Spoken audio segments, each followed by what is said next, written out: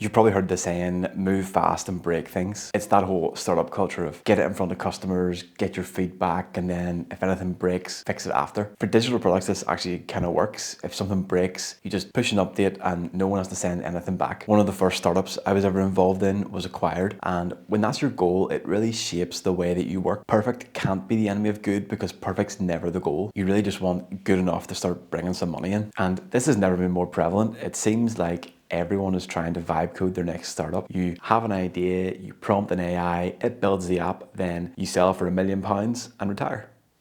Hopefully before all of your user data gets leaked because you forgot to add on. Make no mistakes when sending your prompt to the AI. I've been asked a few times, how has it taken 3 years to put together one jacket? And I think the answer is that I'm really aware that good enough won't cut it when you're putting something in a box and sending it 3,000 miles across the ocean. There's no hot fix in the jacket. Let me give you a quick example. We have this chain on the inside of every jacket so that you can hang it up. During sampling and testing, no issues at all. Then a friend of mine took one on a trip to Paris and sent me a message saying he hung it up on a coat rack, came back and it had fallen down. The part that connected the chain to the jacket just gave out. Don't worry, nothing's going out like that. I sourced these heavy duty brass rings from Japan and they'll be on every jacket before they ship. But that's kind of the point. If this was a digital product, you just ship it and fix it when someone complains. With a jacket, you can't do that. This way of thinking has actually bled into my other work. So about 2 years ago, after building the same handful of things for every client project, authentication, data handling, all the boring stuff that has real consequences if you get it wrong, I decided that I would build a product that does it all properly once and I'd never have to build it again. And I would say after about 3 months, it was probably ready to get in front of users, but I didn't. From then until now, the product has got so much more polished and so much more mature, and that kind of thing only comes with time. Honestly, I'm really glad I held it back. 18 months of lost revenue, I think, is a fair trade to come away with something that I can stand behind, that I'm actually proud of, just like this. So what is my takeaway here? I think I want to advocate for flipping the script and say, do let perfect be the enemy of good. There's so much hastily put together slop out there. I want to campaign and say, do things well, forego instant gratification, and be proud of the things that you make.